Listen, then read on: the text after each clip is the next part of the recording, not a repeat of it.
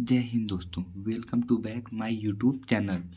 आज हम पढ़ेंगे साइंस के 40 MCQ क्वेश्चन जो कि बोर्ड एग्जाम में हर साल पूछे जाते हैं। मतलब ये क्वेश्चन आ सकते हैं। तो चलिए बिना किसी देरी के शुरू करते हैं।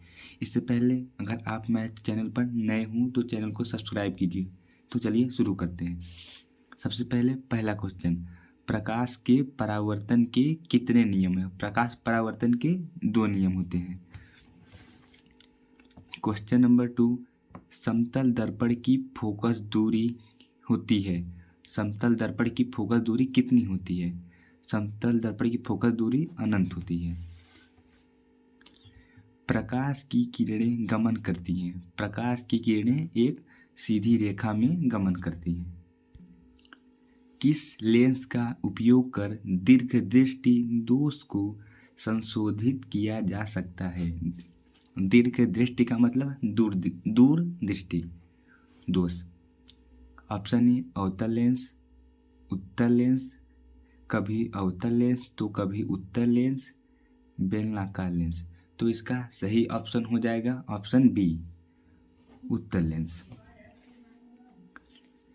पांचवा, किस रंग का विचलन न्यूनतम होता है? लाल रंग, पीला, नीला, बैंगनी। तो लाल रंग का विचलन सबसे अधिक होता है।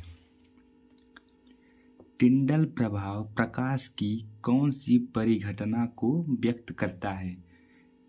प्रकाश का परावर्तन, प्रकाश का अपवर्तन, प्रकाश का विक्षेपण, प्रकाश का प्रकीर्णन।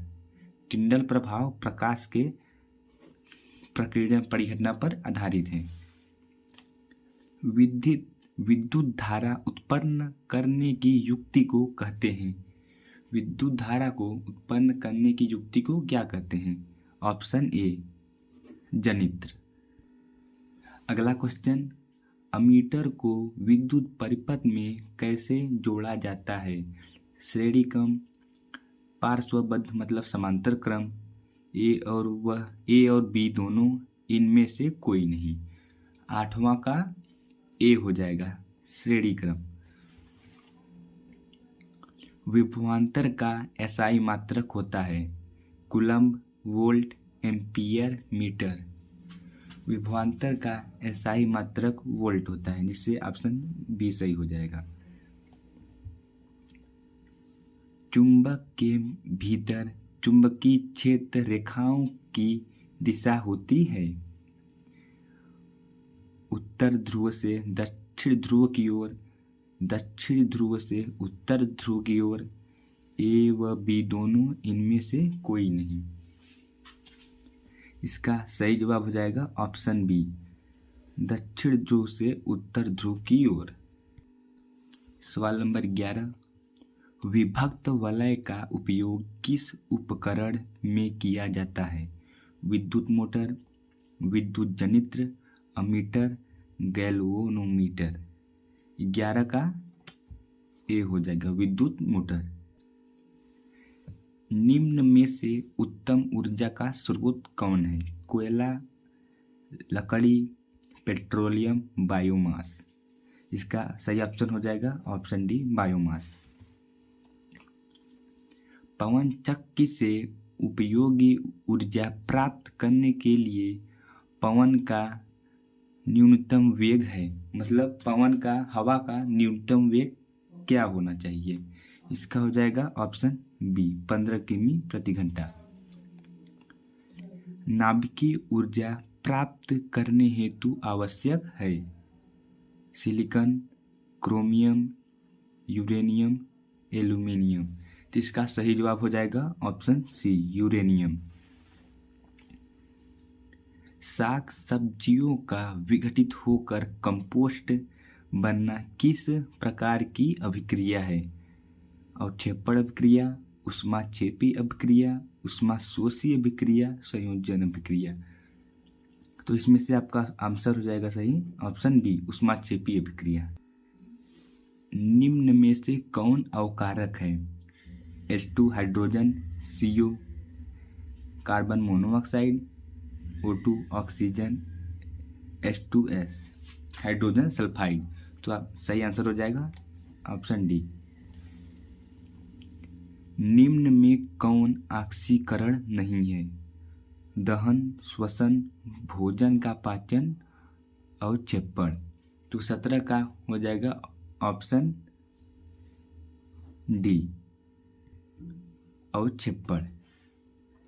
हमारे शरीर का पीएच परास के बीच कार्य करता है, मतलब हमारे शरीर का पीएच मान किसके किसके बीच कार्य करता है?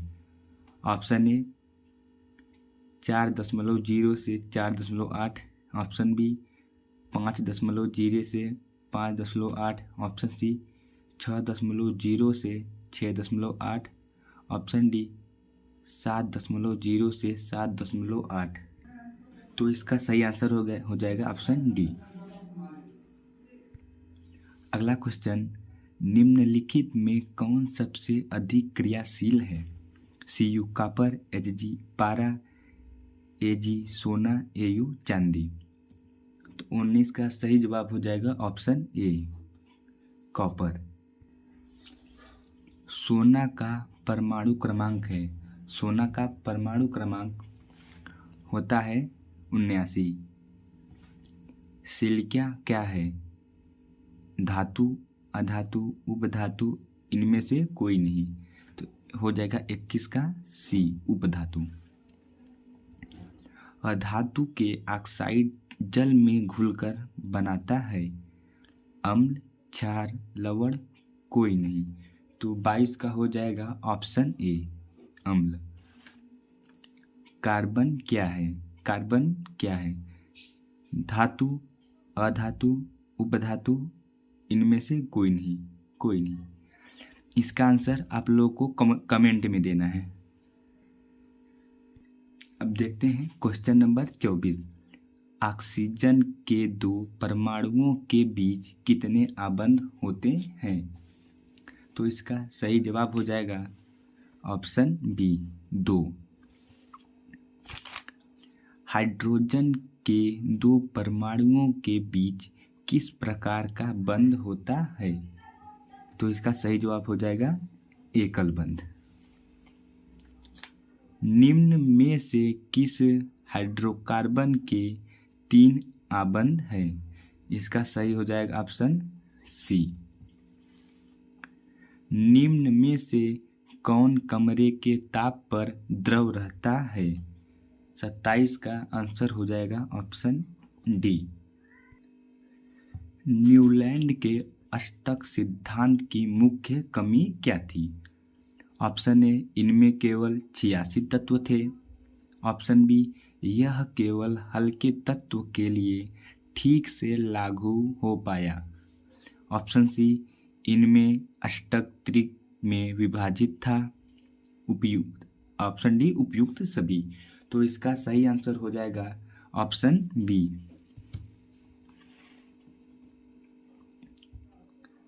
देखते हैं क्वेश्चन नंबर 29।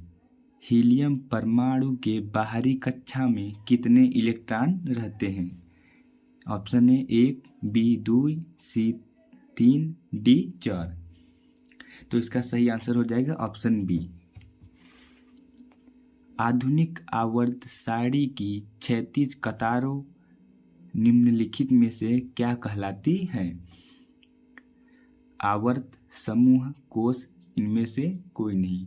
तो इसका सही जवाब हो जाएगा ऑप्शन ए आवर्त। समूह में ऊपर से नीचे जाने पर परमाणु साइज में क्या परिवर्तन होता है? ऑप्शन ए घटता है, ऑप्शन बी स्थिर रहता है, ऑप्शन सी बढ़ता है, ऑप्शन डी कभी घटता है तो कभी बढ़ता है। तो इसका सही जवाब हो जाएगा ऑप्शन सी बढ़ता है। अब देखते हैं क्वेश्चन नंबर 32। मनुष्य की शरीर की सबसे बड़ी ग्रंथि है? अग्नाशय, अंडाशय, एड्रिनल, यकृत। तो 32 का सही जवाब हो जाएगा ऑप्शन डी यकृत। अब देखते हैं क्वेश्चन नंबर 33। पीत रस कहाँ से स्रावित होता है? ऑप्शन ए यकृत, बी मुखगुहा, सी आमाशय, डी छोटी आंत। तो इसका सही जवाब हो जाएगा ऑप्शन ए यकृत। मानव शरीर की सबसे लंबी कोशिका है? अस्थि कोशिका, पेशी कोशिका, न्यूरॉन, मास्टर सेल। तो इसका सही जवाब हो जाएगा option C neuron. Question number 35, मानव मस्तिष्क का औसत भार होता है 1 kg, 2 kg, 1.4 kg, इनमें से कोई नहीं। तो इसका सही जवाब हो जाएगा ऑप्शन सी 1.4 kg। देखते हैं क्वेश्चन नंबर 36, निम्नलिखित में से कौन सी अनैच्छिक क्रिया नहीं है, मतलब जो इच्छा के अनुसार नहीं होती? वमन, चबाना, लार आना, हृदय का धड़कना। तो इसका सही जवाब हो जाएगा ऑप्शन डी हृदय का धड़कना। फूल में नर प्रजनन अंग है? पुंकेसर, अंडाशय, वर्तिकाग्र, वर्तिका। तो इसका सही ऑप्शन हो जाएगा ऑप्शन नंबर ए पुंकेसर। एक लिंगी पादप का उदाहरण है? ऑप्शन ए पपीता, बी सरसों, सी उड़हल, ऑप्शन डी मटर। तो इसका सही आंसर हो जाएगा ऑप्शन ए पपीता। अलैंगिक जनन मुकुलन द्वारा होता है? अमीबा में, ईस्ट में, प्लाज्मोडियम में, लेशमेनिया में। तो इसका सही आंसर होगा ऑप्शन नंबर बी ईस्ट में। तो चलिए दोस्तों अब हम देखते हैं इस क्लास का सबसे लास्ट क्वेश्चन एवं अंतिम क्वेश्चन। नर युग्मक में गुणसूत्र की संख्या होती है 22, 23, 24, 25। तो इसका सही आंसर हो जाएगा ऑप्शन बी 23। अगर दोस्तों आपको ये वीडियो पसंद आई हो तो चैनल को सब्सक्राइब कीजिए। तो चलिए मिलते हैं अगले वीडियो में, तब तक के लिए जय हिंद।